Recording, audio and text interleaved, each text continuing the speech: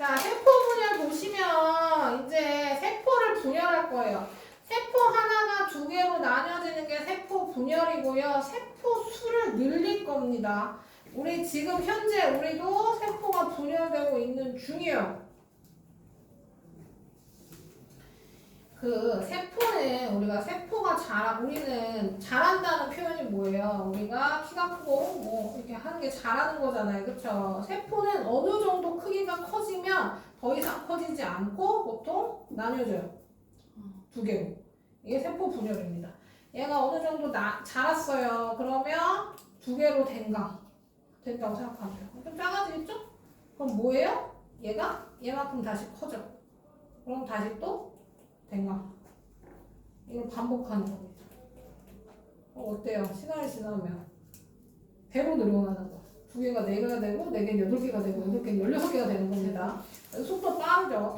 자, 그래서 세포수가, 그러니까 크기가 커지는 대신에 분열해서 세포수를 늘어나는 방식으로 우린 자랄 거예요. 그렇게 자라고 있습니다. 자, 여기 나오죠. 세포 분열이 일어나는 까닭. 세포의 크기가 커지는 대신에 분열해서 수를 늘어나게 한 이유는 물질 교환을 효율적으로 하기 위해서예요. 자, 그러면 옛날에 했던 거를 잠깐 떠올려 봅시다. 옛날에 뭐 할 때 물질 교환을 어디서 했냐면요. 저랑 한 학생들은 나랑 한 학생 1명밖에 안 나왔어. 나랑 학생들은 우리가 이거 했던 게 기억날 거예요. 사진방 같이 하고. 순환할 때 우리 동물과 에너지에서 좌심방에서 이거 하지 마자. 자, 거기서 물질 교환했어요. 좌심방에서 혈액이 어디로 갔냐면요. 온몸의 모세혈관으로 갔죠. 온몸의 모세혈관. 온몸의 모세혈관에서 뭐 했냐고 배우냐면 조직, 세포와 온몸의 모세혈관 사이에서 물질 교환이 일어났어요. 그래서 여기서 산소와 영양소를 줄 거고 그다음 이산탄소랑 노폐물 받아서 다시 심장으로 돌아온다. 이게 온몸 순환. 기억나요? 네, 아무도 기억나는 느낌이 아이고 잘못 썼네. 그래요. 제가 틀려서 그런 거죠. 얘가 실이고 심실, 얘가 방이죠. 자, 그래서 이렇게 동걸 온몸 순환이라고 했어요. 여기서 몸의 모세혈관과 조직세포 사이에서 물질 교환이 일어났잖아요. 이 물질 교환이 세포가 큰 거보다는 작은 게 여러 개 있는 게 훨씬 효율적이다 라는 얘기입니다. 그 예로 나온 게 요거죠. 자, 여기 보시면 실험이 하나 나오죠. 페노프탈렌 용액을 넣어 만든 한 변이 2cm 오모조각. 오모조각은 묵 같은 거라고 생각하면 됩니다. 묵. 이렇게 몰랑몰랑한 묵. 자, 묵을 변이 2cm짜리 내랑 그 다음 변이 1cm짜리 내랑 용액에 담가두면 색깔이 변할 건데, 그러니까 용액이랑 닿는 부분이 색깔이 변할 거잖아요. 그러면 1cm 변인 애들은 완전히 다 물드는데 2cm 애들은 안쪽까지 물들지 못하고 겉면만 물들더라고요. 이런 얘기입니다. 그러니까 세포의 크기가 커지면 필요한 물질이 세포 중심까지 흡수되는 게 힘들다. 그래서 세포들은 뭐 한 거예요? 크기를 커지는 대신에 수를 늘리는 방식으로 진화했다고 얘기해야 되나? 하여튼 그 방식을 택한 겁니다. 그래서 여기 나오죠. 세포가 커질 때 표면적인 커지는 비율이 부피가 커지는 비율보다 작기 때문에 이 커지는 것보다 표면적이 좁기 때문에 커지면 물질 교환에 불리하다라는 겁니다. 그래서 쪼개진다, 분열한다 라는 얘기예요. 자, 분열을 할 겁니다. 그러니까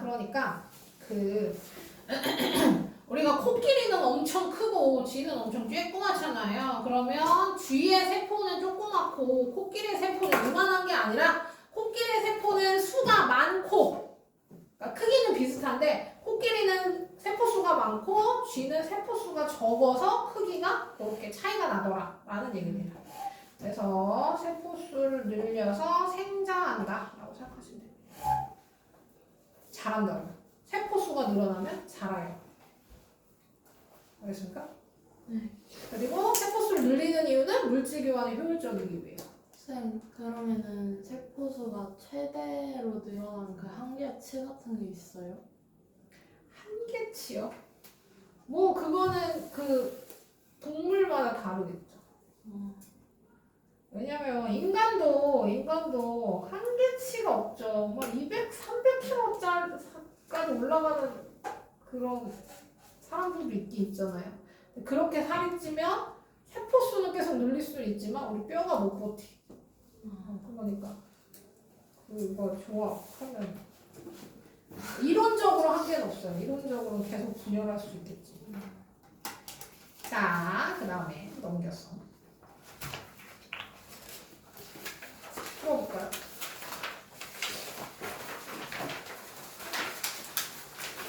한눈에 보기 안 하죠. 이 밑에 1, 2, 3 번만 풀어보세요.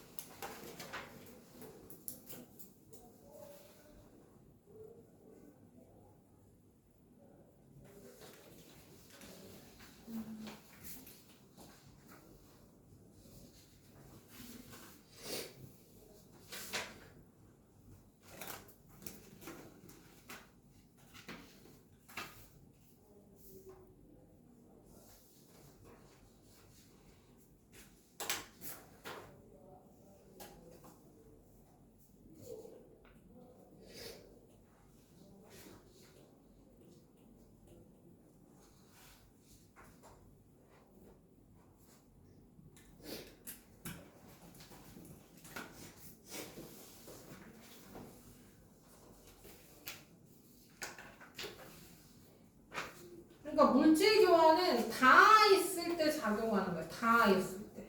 다 있을 때. 그러니까 표면적이 늘어나는 게 훨씬 효율적인 거죠. 유리한 거죠. 그래서 우리 그거 할 때 동물 그거 배울 때 여러 가지 나왔죠. 페포가 있는 이유, 페포수를 늘린 이유도 표면적을 넓혀서 물질 교환 효율적으로 하기 위한 거였고, 소장에서 영양 섭취할 때도 융털이 있는 이유가 표면적을 넓혀서 물질 교환 효율적으로 하기 위해서였고, 그렇죠? 그것처럼 세포 분열도 표면적을 넓히는 겁니다. 그래서 표면적을 넓혀서 물질 교환 유리하게 해서 세포 분열을 한다. 자, 그래서 세포 한 개가 두 개로 나뉘어지는 걸 세포 분열이라고 하고요. 세포 수가 늘어남으로써 물질 교환이 효율적으로 일어날 수 있는 거고요. 세포가 커지면 부피분의 표면적 값이 작아지는 겁니다. 그래서 불리한 거예요. 그러니까 표면적이 늘어나는 것보다 부피 늘어나는 값이 훨씬 더 크니까 안 돼. 자, 세포가 클수록 필요한 물질이 중심까지 이동하기 어렵고요. 부피에 대한 표면적의 비가 커야 물질 교환이 유리한 거고, 세포가 커질 때 표면적이 커지는 비율이 부피 커지는 것보다 작아서 커지지 않게 된 겁니다. 자, 여기 있지. 자, 이제 그 염색체 할 거고요. 앞에서 배운 세포 분열과 염색체를 섞어서 이제 뒤에서 세포 분열 더 자세히 할 거예요. 자, 염색체. 자, 염색체는 유전 정보를 담아 전달하는 역할을 하는 것으로 처음에는 실처럼 풀어져 있습니다. 그러다가 분열할 때는 손상되면 안 되기 때문에 막대처럼 뭉쳐서 있어요. 모양을 갖습니다. 그 다음 다시 풀어질 거예요. 그래서 분열하기 시작하면 뭐 한다고 했어요? 얘가 댕강해서 두 개로 나뉜다 그랬잖아요. 이때 실처럼 풀어져 있지 않고 뭉쳐 있는다는 얘기입니다.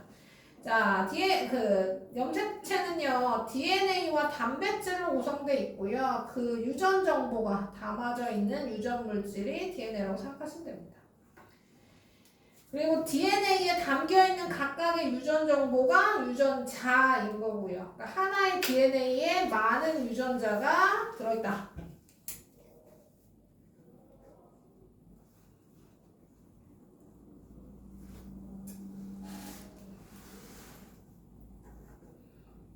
그러니까 이게 염색체예요. 자체 이게 지금 이게 실이 막대 모양으로 뭉쳐진 그림입니다. 그래서 이거 자체가 염색체.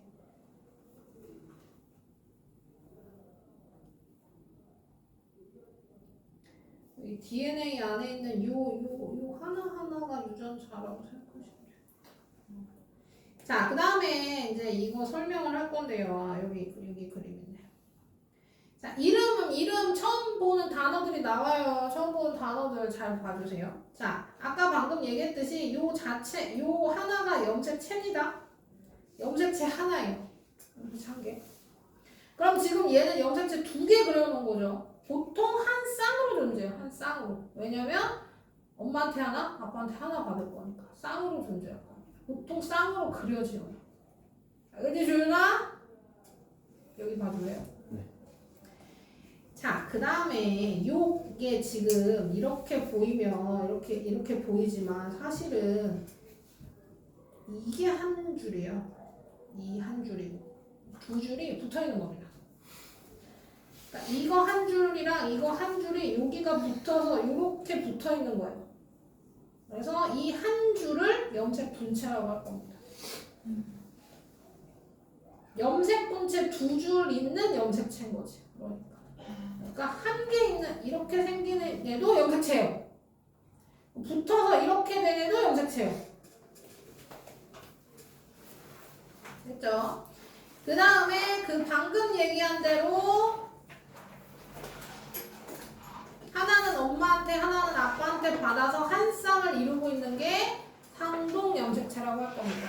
상동 염색체. 그러니까 뭐라고 해야 돼?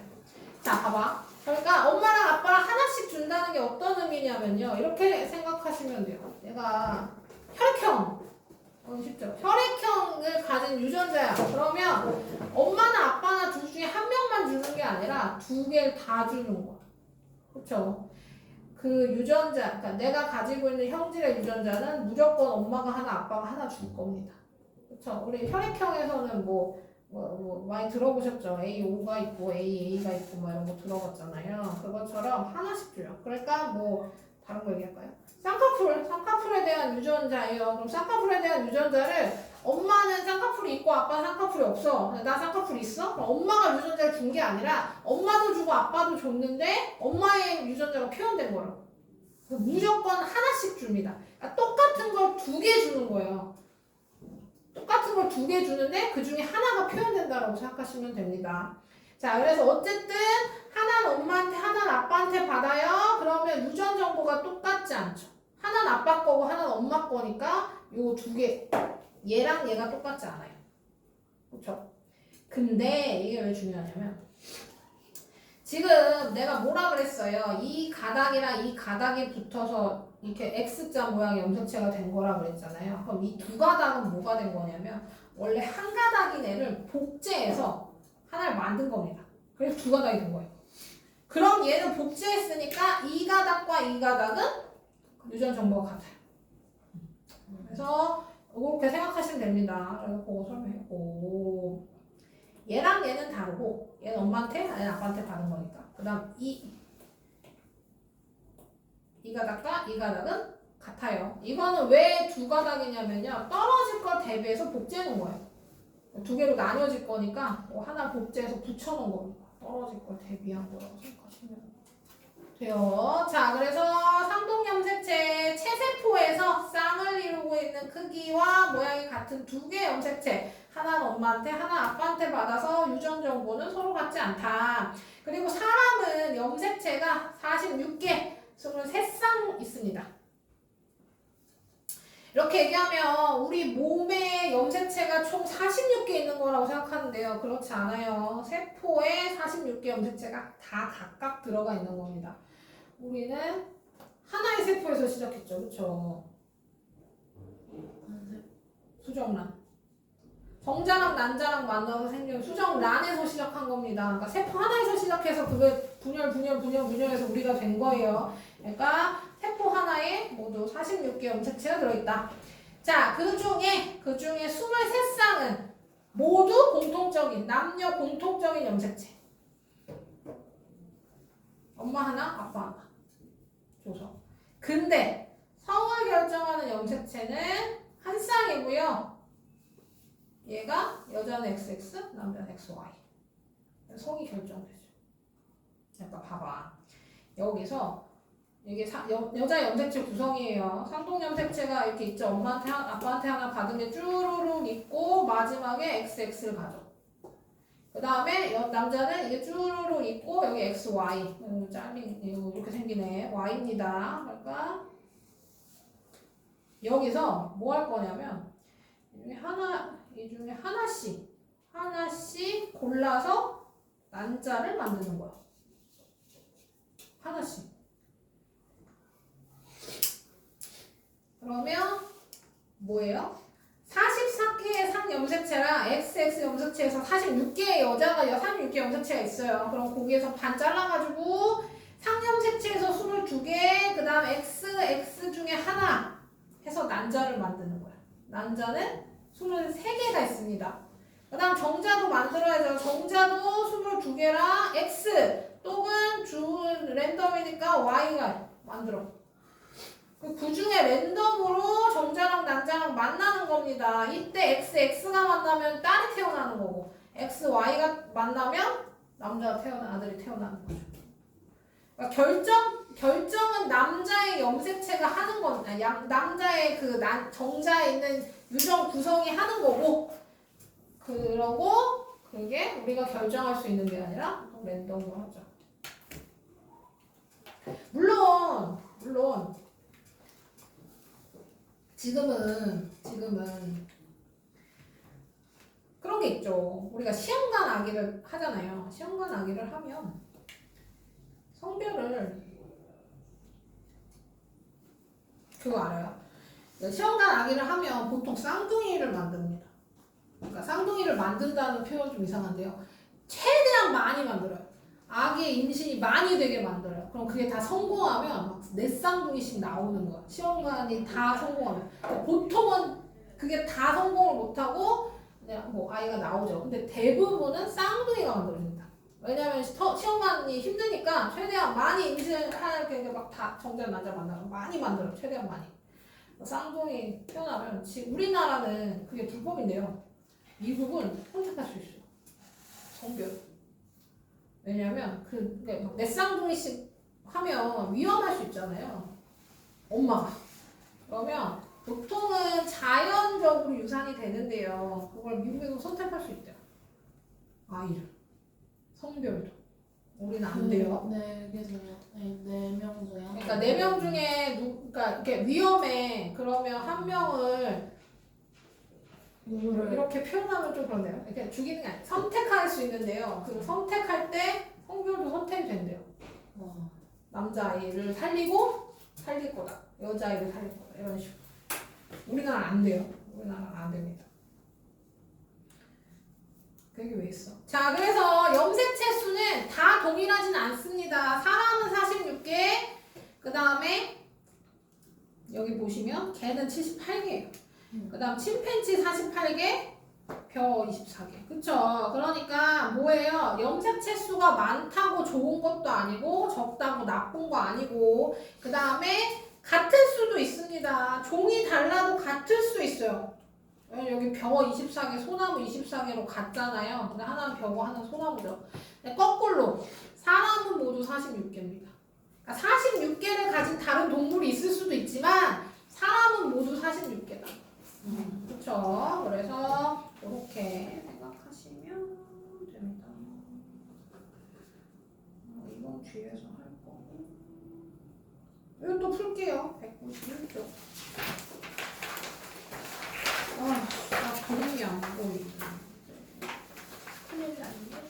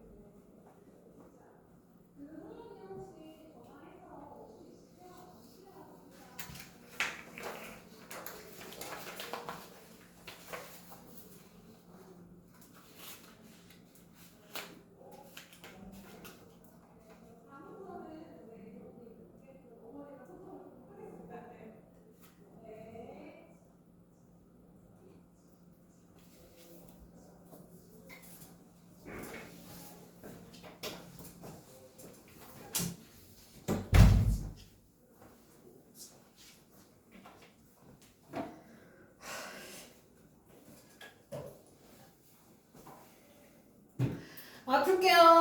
자, 1번 세포의 상태에 따라 염색체 형태. 분열하지 않을 때는 실처럼 풀어져 있다가 분열하기 시작하면 뭉쳐져서 막대 모양이 된다. 염색체를 구성하는 유전 물질 DNA. 자, 그 다음에 각각의 가닥의 염색 분체고요. 그 유전 정보가 유전자입니다. 또 그림이 나왔네. 아까 안 나왔고. 없어졌네. 자, 그 다음에 1번 크기와 모양이 같은 두 개의 염색체를 상동 염색체. 이거 아까 얘기한 대로 단어 잘 기억해 주셔야 돼요. 쌍을 이루고 있는 거 상동 염색체입니다. 자, 그리고 남자, 여자 구별할 때 여기는 친절하게 XXXY라고 써 있으니까 구별 어렵지 않은데요. 안 써 있게 나온 경우도 있어요. 하지만 쉽습니다. 모양 똑같은 게 XX고 얘랑 모양이 다른 게 XY예요. 그래서 가와 나 염색체 수는 46개로 같고 가는 여자, 나가 남자니까 이건 틀렸고 이 22쌍은 상염색체다. 이게 남녀 구별 없는 걸 상염색체라고 합니다. 그리고 남녀 구별이 있는 걸 성염색체라고 할 거고요. 그럼 얘 맞죠? OXO. 알았어요.